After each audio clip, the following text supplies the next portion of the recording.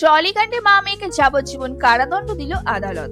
মধ্যমগ্রামের সুমিতা ঘোষের খুনের মামলায় বারাসাত আদালত ফাল্গুনী ঘোষ এবং তার মা আরতি ঘোষের কারাবাসের পাশাপাশি 1 লক্ষ টাকা জরিমানা করেছে। অনাদায়ী 6 মাসের কারাদণ্ডের নির্দেশ দিয়েছেন বিচারক। পাশাপাশি তথ্য প্রমাণ লোপাটের অপরাধে তাদের 7 বছরের জেল এবং 50,000 টাকা জরিমানা করা হয়েছে।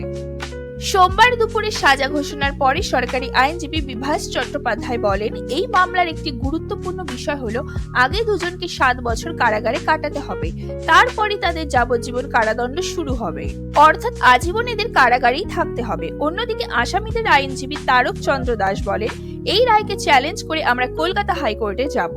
গত ফেব্রুয়ারিতে কলকাতার কুমারটুলি ঘাটে একটি ট্রলি ব্যাগ থেকে সুমিতার টুকরো দেহ উদ্ধার হয়। ওই ট্রলি ব্যাগটি গঙ্গায় ফেলতে এসেছিলেন 2 মহিলা। তাদের নাম ফাল্গুনী ঘোষ এবং আরতি ঘোষ। সম্পর্কে তারা মা এবং মেয়ে। তাদের হাতে থাকা ট্রলি ব্যাগ থেকে রক্ত চুইয়ে পড়তে দেখে স্থানীয়দের সন্দেহ হয়। পরে স্থানীয়রাই তালা ভেঙে ট্রলি ব্যাগ থেকে সুমিতার দেহ উদ্ধার করেন। পুলিশের জিজ্ঞাসাবাদে উঠে আসে ঘটনার শিকড় উত্তর 24 পরগনার মধ্যম গ্রামে।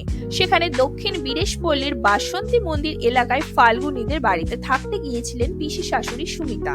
পুলিশ সূত্রে খবর, সম্পত্তি নিয়ে বিবাদে সেখানেই সুমিতাকে খুন করা হয়। ঘটনার পুনর্নির্মাণের পর আহিরিটোলা থেকে বউবাজারের একটি সোনার দোকানে গিয়েছিলেন তদন্তকারীরা।